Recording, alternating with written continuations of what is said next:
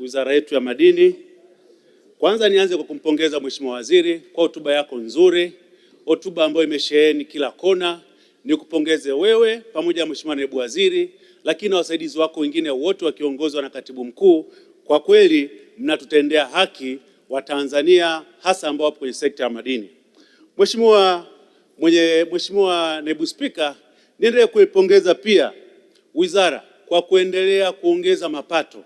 Tumeona hapa kwenye hotuba ya Mheshimiwa Waziri namna ambavyo tumeweza kwenda kuyafikia malengo ya mapato kutoka makusanyo ya mfuko mkuu 9% mwaka 2023 mpaka leo tumefikia 11%. Haya ni mafanikio makubwa sana, na hii yote inaakisi malengo ya Mheshimiwa Rais mama yetu Dr. Samia Suluhu Hassan, kwa namna maono yake aliyokuwa nayo. Wizara kweli mnaenda kuyatekeleza kwa vitendo na sisi tunaona, lakini pia tumeona mapato yenu kwa kadri ambavyo mliwekewa malengo kwa mwaka huu, ambavyo ilikuwa mkusanye trilioni 1.4, lakini mpaka kufikia Machi ambayo ilikuwa mkusanye bilioni 900, lakini nyinyi mmefikia trilioni 1.03.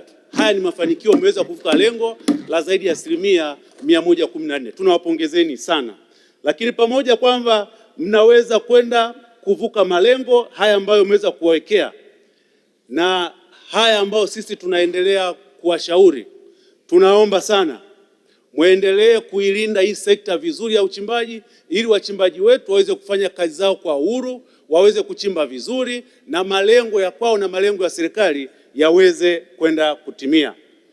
Lakini jambo la pili yake, niweze kupongeza Mheshimiwa Waziri, uliweza kutekeleza ile maono ya Mheshimiwa Rais kwenda kuzifuta zile leseni za utafiti, leseni ambazo kwa muda mrefu zimeshikiliwa na watu zilikuwa hazijaendelezwa, mmezifuta na kurudishwa serikalini.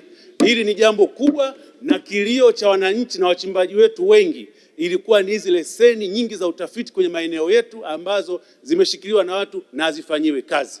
Pamoja na kuzifuta na kuzirudisha serikalini, na ushauri mdogo wa nini cha kwenda ukifanya. Mheshimiwa Waziri, pamoja na kuzifuta na kurudisha serikalini, tuombe leseni hizi cha kwanza ziweze kutambuliwa, ili wananchi wetu na wachimbaji wetu waweze kuzifahamu, ili itaturahisishia nyinyi kwenye utaratibu wenu wa kwenda kuzigawa kwenye leseni ndogo ndogo kwa maana ya PML. Wao itawawia urahisi pale mtapata kwenda kuzigawa, wao itawawia urahisi kwenda kuyatembea maeneo haya, na mtu anapoenda kuomba leseni hizi kwenye maeneo husika anajua eneo gani ambalo yeye ataweza kwenda kulipata, na hii itaturahisishia yale manunguniko ya wachimbaji wetu wadogo kukosa maeneo ya kufanya kazi. Haya itaenda kupunguza kupitia mfumo huo. Lakini pamoja kwamba twende tukayagawe kwenye maeneo ya wachimbaji wadogo, lakini muhimu kupitia taasisi yetu ya utafiti GST, twende tukayafanyie utafiti maeneo haya, ili tunapoenda kuwagawia wachimbaji wetu wadogo kupitia PML, twende tukawagawia maeneo ambayo wao wakienda kuyafanyia kazi wataenda kupata tija, uzalishaji utakuwa mzuri, lakini pia wao wapate na serikali iweze kupata kupitia kodi mbalimbali ambazo watakuwa wanazilipa. Lakini sambamba na hilo, kwenye hotuba yako umezungumza hapa mpango mzuri wa MBT kupitia hizi leseni ambazo mmezifuta kupitia leseni kubwa za utafiti. Tuone namna bora na nzuri kwenye zile leseni mtazogawa ndogo ndogo zile, na yenyewe muendelee kutenga maeneo ya vijana wetu kwa ajili ya MBT mradi huu, ili myafanyie utafiti, vijana hawa waweze kugawiwa maeneo haya, na zile fedha bilioni 200 ambazo Mheshimiwa Rais alizitoa na Wizara ya Madini ilizipata, vijana wawezeshwe, lakini na maeneo waweze kuyapata kupitia rashi. Ndio ambao tutakuwa tumewasaidia vijana wetu, tutakuwa tumewasaidia kwenye utafiti kwenye maeneo haya ya MBT, lakini pia ndivyo itakavyokuwa maono ya wizara, maono ya Mheshimiwa Rais tutakuwa tumeweza kwenda kuyafikia. Mheshimiwa Naibu Spika, pamoja na mazuri haya, kuna baadhi ya maeneo ambayo na mimi nataka kuweza kwenda kuyachangia. Jambo la kwanza ni jambo la utafiti. Tumeona kwenye hotuba hapa, bado nchi yetu eneo la utafiti lilofanyika ni kidogo sana, na maeneo mengi ya utafiti yaliyofanyika bado tija yake wananchi hawajaweza kuyaona. Amezungumza hapa mikoa ya Lindi, Geita na mengineyo kwamba alifanyia utafiti, na baadhi ya maeneo ambayo enda kufanyia utafiti wakishirikiana na Bariki ikiwemo Nyang'hwale, Nzega, Igunga na mengineyo. Tuombe serikali iwekeze kwa nguvu kubwa maeneo ya utafiti, ndiyo itakuwa ukombozi kwenye sekta ya madini, lakini pia kwenda kuzalisha zaidi kuliko hiki ambacho tunazalisha sasa hivi. Mimi nitoe mfano kwenye wilaya yangu ya Chunya. Leo maeneo mengi ambayo wachimbaji wetu wanaendelea kufanya uchimbaji hajafanywa utafiti, wanafanya uchimbaji wa kawaida, lakini tunaweza kuzalisha kwa wastani sasa hivi ni almost kilo 400 kwa mwezi, ndio tunazalisha sasa hivi. Ni fedha nyingi, na hizi kilo 400 kwa mwezi ukipiga wastani kwa bei 360, bei ya leo tunapata zaidi ya bilioni 142, ambayo tukilipa kodi ya moja kwa moja zaidi ya bilioni 12 tunalipa kwa mwezi serikalini.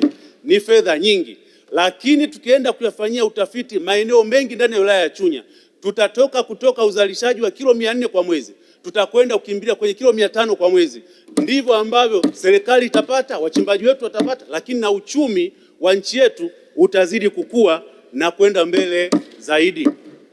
Ndege nyuki zinaruka, lakini sisi kule kwetu Chunya hatujaziona. Niombe Mheshimiwa Waziri, na sisi Chunya tunahitaji ndege nyuki ili ziweze kufanya kazi vizuri. Mheshimiwa Naibu Spika, jambo jingine la msingi na muhimu ni swala la umeme kwa wachimbaji wadogo. Tunafahamu serikali chini ya Mama yetu Samia Suluhu Hassan imeendelea kufanya vizuri kwenye upande wa umeme, imepeleka vijiji vyote na sasa tunaenda kupeleka kwenye maeneo ya vitongoji vyote kufikia 30. Lakini lazima wizara ije na mpango kushirikiana na Wizara ya Nishati. Na mimi niombe Mheshimiwa Waziri, kama hautanieleza jambo la msingi kwa namna ambavyo utapeleka nishati ya umeme kwa wachimbaji wangu wadogo wilaya ya Chunya, leo nashika shilingi hapa sikuachie kwenye mshahara wako kuhakikisha kwamba umeme unaenda kwa maeneo ya wachimbaji wangu wilaya yangu ya Chunya waweze kunufaika, wapunguze gharama ya uzalishaji kutumia mafuta, ndivyo tutaweza kwenda kuwasaidia wachimbaji wetu wadogo. Mheshimiwa Naibu Spika, jambo jingine kubwa na la kimsingi ni jambo la technical support. Tumeona namna ambavyo leo tumekuwa na raia wa kigeni wengi sana kutoka bara letu la Asia, wale wenye macho madogo madogo wamezagaa wengi kwenye maeneo yetu ya uchimbaji. Hakika huko tunakoenda hii tunaenda kutengeneza janga jingine kubwa zaidi. Wameingia kwa kuleta utaalamu kwenye maeneo ya uchimbaji, lakini ukienda ground kule na vibali vyao vinavyoeleza kitu wanachoenda ukifanya kule ni tofauti na malengo ambayo yamekusudiwa. Leo tunaona raia hao wanafanya uchimbaji mdogo mdogo ambao Watanzania na wachimbaji wetu wadogo wangeweza kufanya.